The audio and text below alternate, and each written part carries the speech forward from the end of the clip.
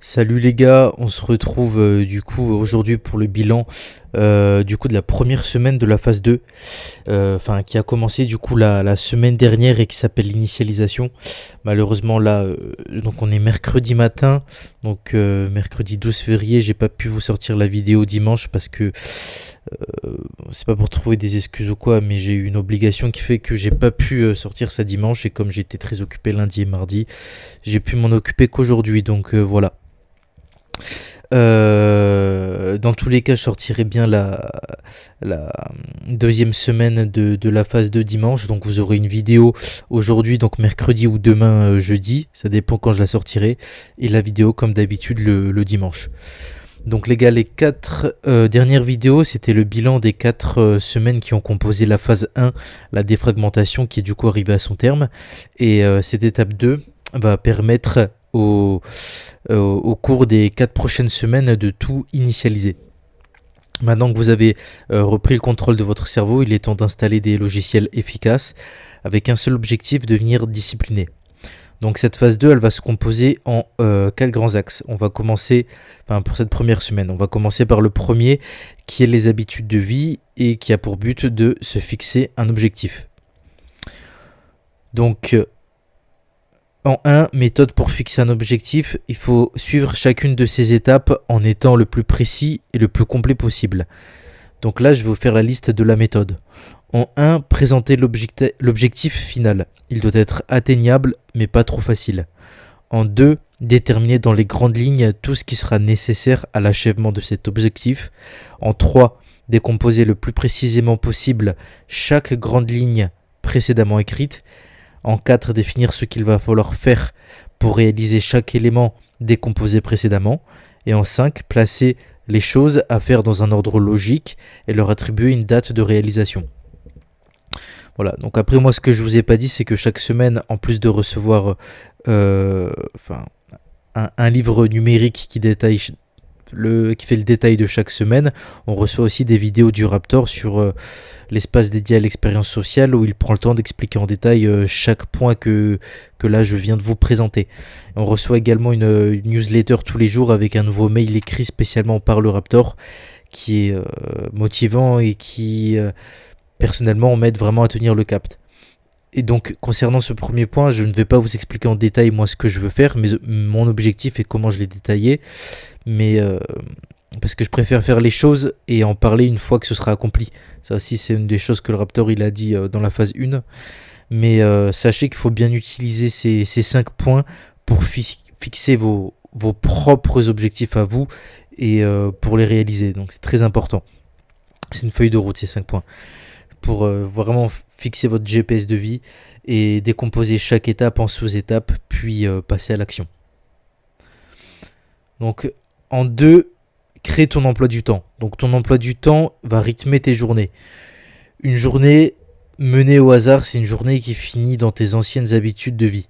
Pour le moment, sois rigide mais intelligent dans la construction de ton emploi du temps quotidien.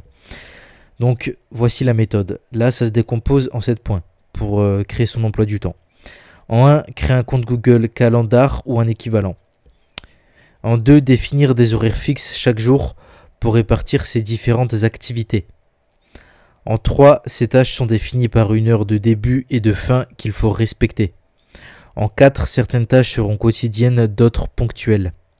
5, active les rappels avec des timings cohérents selon l'activité. En 6, ne pas voir trop grand trop vite. Et en 7, programmer tous ces rendez-vous à venir dans le calendrier. Au fil du temps, lorsque tes habitudes seront totalement intégrées, il faudra rendre propre le calendrier en le limitant au strict nécessaire. Cela permettra de le consulter de manière très lisible et d'anticiper facilement les activités ponctuelles et non habituelles à venir dans les jours, semaines et même mois qui viennent. Pour ma part, moi, ça fait déjà 1 an et demi que j'utilise le calendrier de base de Apple. Donc je marque chaque jour les choses que je dois faire et j'écris dans la journée et le soir les choses que je dois faire pour le lendemain. Et ça me permet vraiment d'avoir l'esprit beaucoup plus clair en arrêtant de ressasser dans ma tête les choses que je vais devoir faire car je sais que je les ai notées. En plus, ça me permet aussi d'être beaucoup plus organisé et professionnel. Là, du coup, j'ai dû m'habituer la semaine dernière à l'utilisation de Google Calendar car ce n'est pas le même calendrier que Apple. Et j'ai synchronisé mes deux calendriers. Et c'est vrai que Google Calendar est très pro. Il est mieux que celui d'Apple, donc je pense que je vais continuer là-dessus. Donc voilà, prenez vraiment l'habitude de créer votre emploi du temps. C'est un outil formidable pour réussir dans sa vie, être très organisé, précis et rigoureux dans ses rendez-vous, les tâches qu'on doit faire chaque jour. Pour moi, c'est comme pour le comptage des calories chaque jour pour tenir sa diète. Pour Google Calendar, il vous suffit de vous connecter à votre adresse mail d'ailleurs, et le logiciel est gratuit, donc pas d'excuses.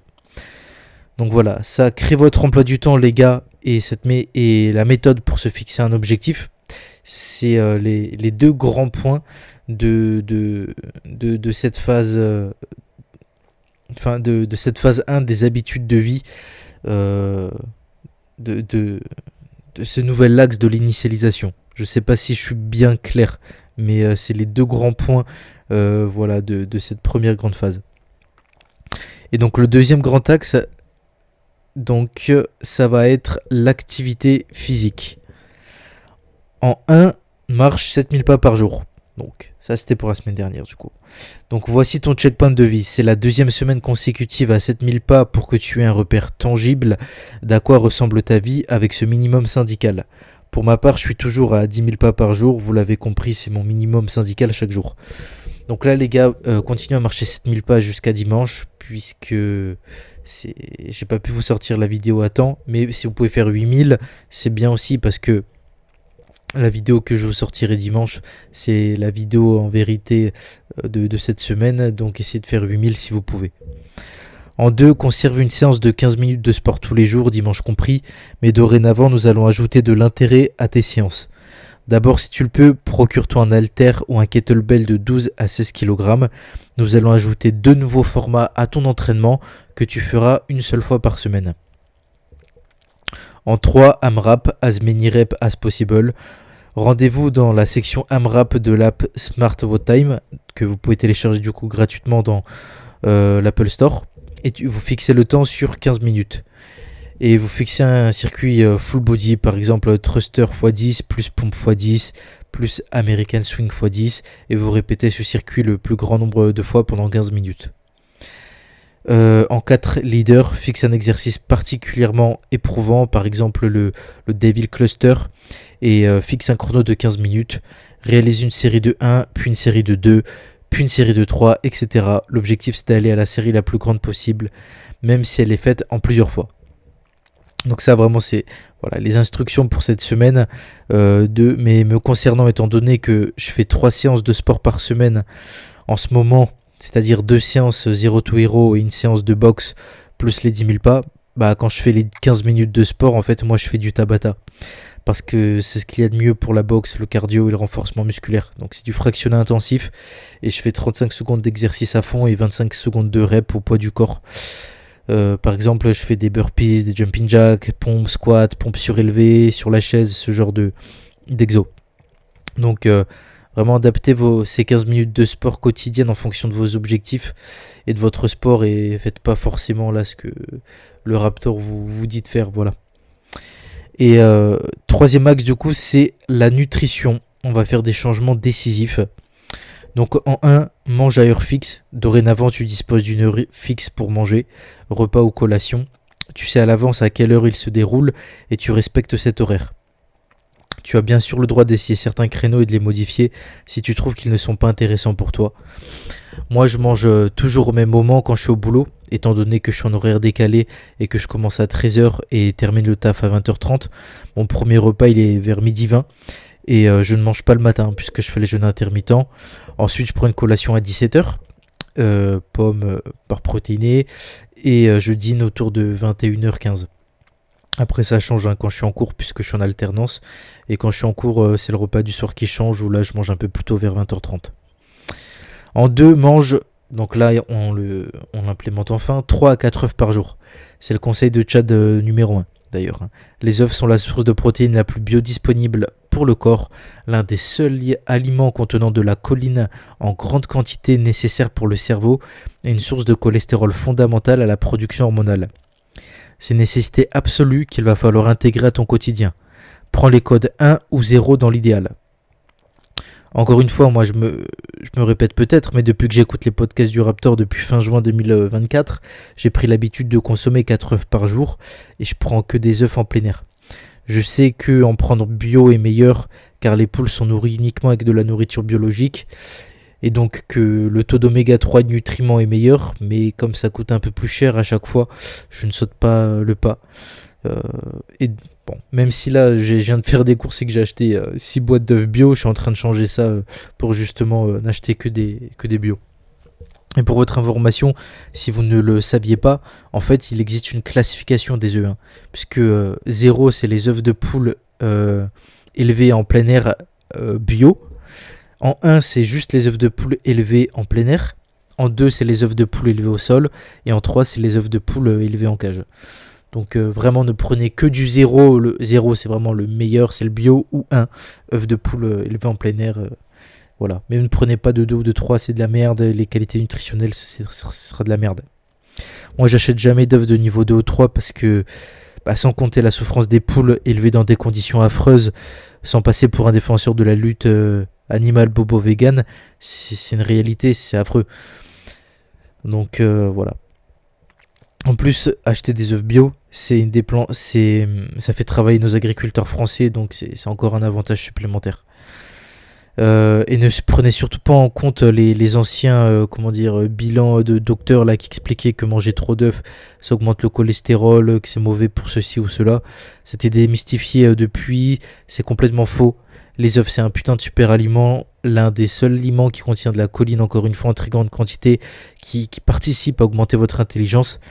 C'est dingue quand même que cet aliment puisse procurer ça à nous les hommes est vraiment une source extrêmement assimilable par le corps des protéines en fait.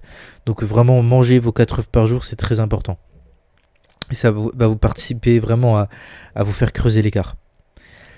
Et en 3, compte tes apports en protéines. Il est l'heure de connaître plus précisément ce que tu manges. Il ne te viendrait pas l'idée de faire le plein de ta voiture sans jamais regarder le compteur. Donc familiarise-toi avec l'application MyFitnessPal ou équivalent.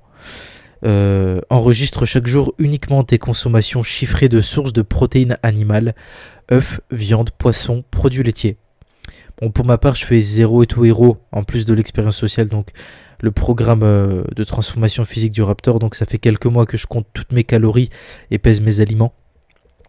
Mais vous pouvez acheter justement une balance sur Amazon, hein. D'ailleurs c'est pas cher si vous voulez vous en procurer une. Et donc là justement la semaine dernière j'ai acheté du coup comment ça s'appelle, FitnessPal, enfin l'application FitnessPal, hein. Donc c'est 50€ pour 12 mois et mensuellement c'est 10€. Donc ça fait comme une belle réduction et 50€ sur 12 mois ça fait 4€ par mois, c'est rien pour compter. En plus l'application est vraiment super, il y a tout là, tout, même les derniers produits de chez Raptor Nutrition, donc ça aide vraiment à atteindre ses objectifs. En plus de dépenser de l'argent, ça nous conditionne à utiliser l'application. Et donc voilà. Après, il existe plusieurs applications. Moi, avant, j'utilisais Fat Secret, mais c'est pas ouf parce que le truc pour scanner les aliments, souvent, il se trompe. Et il y a plein d'aliments qui ne sont pas sur MyFitnessPal, en fait, comme les produits du Raptor. Donc, après, à vous de voir, hein, vous choisissez l'application qui vous convient le mieux. Et si vous êtes prêt à dépenser de l'argent pour cela, moi, je vous recommande vraiment MyFitnessPal. Donc on passe maintenant au 4e grand axe qui est le mental et qui se compose de 3 points. En 1, construis un ego. Donc tu as déjà décidé de changer d'identité. Ce n'est pas suffisant, il te faut construire un ego robuste qui va motiver et justifier ta quête de succès. Ton ego est ton bouclier face à la violence du monde et ton épée de confiance pour aller à sa conquête. Tu dois avoir une estime de toi conséquente qui justifie tout ce que tu entreprends pour te rendre unique et supérieur à la moyenne. Mais pour avoir une estime de vous-même, vous devez accomplir des choses, et accomplir des choses pour accomplir des choses, vous prouvez que vous êtes capable de ça, ça prend un certain temps, les gars. C'est pour ça que dans le livre Rien peut tout changer, il explique qu'il faut construire une nouvelle identité, mais que cela prend du temps parce que ça vient en développant de nouvelles habitudes, et que les nouvelles habitudes, ça se fait pas du jour au lendemain. Et les nouvelles habitudes, c'est ce qui permet de changer d'identité petit à petit, à mesure de développer ces nouvelles habitudes saines et d'accomplir des choses qui nous rendent fiers. Et c'est vraiment, je pense que c'est ainsi que l'ego se construit et que votre nouvelle identité se façonne. Pour ma part, je ne suis pas devenu ce que je suis aujourd'hui du jour au lendemain. Loin de là, tout cela m'a pris vraiment des centaines d'heures de travail, des investissements, des recherches, des actions, des tests en cours de route. Grâce à tout cela, je suis devenu quelqu'un de meilleur, quelqu'un en qui je suis fier d'être devenu, de m'être transformé en fait. Et je sais vraiment beaucoup mieux de quoi je suis capable. Voilà, et en plus d'ailleurs, je vous l'ai pas dit, mais samedi prochain, j'ai un combat, c'est mon deuxième combat amateur dans un gala de boxe à, à Marseille. Donc ça participe encore à façonner mon identité parce que c'est des épreuves puissantes qui prouvent de quoi je suis capable et qui me forgent un mental. En 2, crée ton alter ego. Pour devenir un héros, il faut combattre un méchant. Ce méchant, c'est toi, ou plutôt ce que tu es dans une vie alternative. Ton alter ego. Et cet alter ego fait tout ce que tu dois faire à l'heure et sans jamais rater une seule tâche. Il ne se plaint pas, fait ce qu'il faut faire et progresse jour après jour. En fait, il t'humilie par sa capacité à exécuter les tâches sans distraction. Ta vie à partir de maintenant, c'est de garder en permanence en tête que cet alter ego existe. Demande-toi ce qu'il aurait fait, ce qu'il fait en ce moment. Pense-y lorsque tu commences à chercher des explications pour justifier d'être un loser. Tu ne dois pas laisser ton alter ego dominer la bataille. Moi, je trouve ça très intéressant comme point de vue. Et j'utilise sa technique là du Raptor, sa technique mentale depuis cette semaine du coup. Et c'est vrai que c'est assez motivant de savoir que dans un univers parallèle, il y a une version de moi-même qui me bat dans tous les domaines de la vie à plat de couture. Et ça me pousse à vouloir le faire ravaler sa fierté et à me dépasser encore plus pour le dépasser. Et lui montrer que c'est pas lui le meilleur entre nous deux. Donc ouais, c'est une méthode assez intéressante et motivante. Et enfin, en 3, attention à l'ego, ne t'enflamme pas. Il est vrai que pour avoir une haute opinion de soi-même, c'est qu'on a une faible opinion des autres lorsqu'on sait qu'ils n'ont pas fourni les efforts que l'on a fournis. Cette idée est justifiée et nécessaire pour continuer à être exigeant envers soi-même, mais elle ne justifie pas n'importe quoi. Ne deviens pas ouvertement méprisant et méchant et dédaigneux avec les autres. Tout le monde ne partage pas tes ambitions ni ta conception de la vie. Je ne te demande pas de respecter l'avis de tout un chacun, mais de le comprendre et de l'accepter. N'exige pas des autres ce que tu exiges pour toi-même. Chacun mène sa vie comme il entend et récolte ce qu'il sème. Et n'oublie pas que tu n'es pas le seul à vouloir tout déchirer, la compétition est rude, et il faudra faire ses preuves. Donc là, je dois dire que moi, ce paragraphe m'a fait pas mal réfléchir parce que j'ai toujours eu tendance à être très exigeant envers les autres parce que justement, je le suis beaucoup avec moi-même. Et donc, ça m'a poussé à me détacher des autres parce que je les considère pour la plupart comme... c'est pas inférieur, c'est pas le mot, mais comme assez médiocre et pas assez ambitieux, paresseux et un peu débile. Donc bien sûr, je n'ai jamais été méchant envers les autres. Au contraire, je suis vraiment quelqu'un de très gentil. Mon entourage pourra vous le confirmer. Je suis même trop compatissant. Et je trouve que je suis pas assez dur parce que je n'aime pas blesser les autres dans leur estime. Ça me fait de la peine. Mais au final, ces phrases-là du Raptor que je viens de vous dire m'ont vraiment fait réfléchir et je me rends compte que je devrais lâcher du lest. Parce qu'au final, ce qui importe, c'est moi, c'est mes projets, mes accomplissements, ce que je transmets aux autres. Je vous transmets des leviers pour réussir, car ça me passionne de transmettre ces facteurs de réussite, ça m'aide moi-même, et j'aime voir les gens réussir à leur tour. Mais je sais maintenant que du coup, je ne dois pas être trop exigeant avec eux, comme je le suis avec moi. Puisque en fait, tout simplement, en fait, le reste dépend de chacun, c'est à celui qui reçoit ces informations de vouloir les mettre en pratique ou non. Donc ouais, ce paragraphe m'a fait du bien et je pense qu'il faut toujours garder ces maximes à l'esprit. Bon les gars, voilà pour cette première semaine du coup de la phase 2 de l'expérience sociale, du coup qui s'appelle l'initialisation. Encore désolé pour le retard. Appliquez tout cela à vous pour la semaine qui suit, comme je l'ai fait pour moi, et tous ceux qui ont acheté le programme, et ne lâchez rien si ce n'est que le début des véritables... c'est que le début des véritables changements de la phase. Voilà, puisque en fait la phase 1 c'était vraiment un grand coup de balai pour ceux qui n'avaient pas développé des habitudes de vie saines et propices à la productivité et au succès. Mais là on passe vraiment dans le dur en fait. Et avant de vous quitter et de vous laisser sur ça, je vais vous faire mon bilan du coup de la semaine comme chaque semaine. Donc voilà, c'était pour la semaine dernière. Mon nombre de pas moyenne c'était donc sur la semaine 74 000. Donc j'ai bien tenu, j'ai fait même un peu plus que 10 000 pas chaque jour. Heures passées sur les jeux vidéo 0. Heures passées sur YouTube, j'étais autour des 15 minutes par jour. Nombre de FAP sur du porn et sans porn 0. Nombre de verres d'alcool toujours 0. Pas d'alcool consommé. Argent dépensé sur Uber Eats, Deliveroo, les autres sites, les autres applis de livraison de bouffe 0. Argent dépensé sur les jeux vidéo 0. Et argent dépensé pour de l'alcool 0. Voilà les gars, j'espère que mes résultats de cette semaine que je considère comme très bons vous inspirera pour faire pareil de votre côté. Je pense que pour bien réussir, il faut être vraiment occupé. Personnellement, je travaille beaucoup chaque jour que Dieu fait. Et du coup, ce n'est pas du tout une contrainte ou une difficulté pour moi d'avoir ce bilan positif parce que je sais ce que je veux et quel genre de personne je veux continuer à être et à devenir. Et je veux continuer à bénéficier de tous les bienfaits en fait que le mode de vie sain que j'ai actuellement continue à me procurer. Ce qui fait que je ne dérive presque jamais dans le péché ou dans des mauvaises habitudes quoi. Voilà, donc sur ce, merci de m'avoir écouté les gars, et on se retrouve ce dimanche, donc dans 4 jours très prochainement pour la semaine 2 de la phase 2 de l'initialisation, qui marquera du coup déjà la moitié du parcours de l'expérience sociale, puisque ça dure 3 mois. Salut les amis, à la prochaine.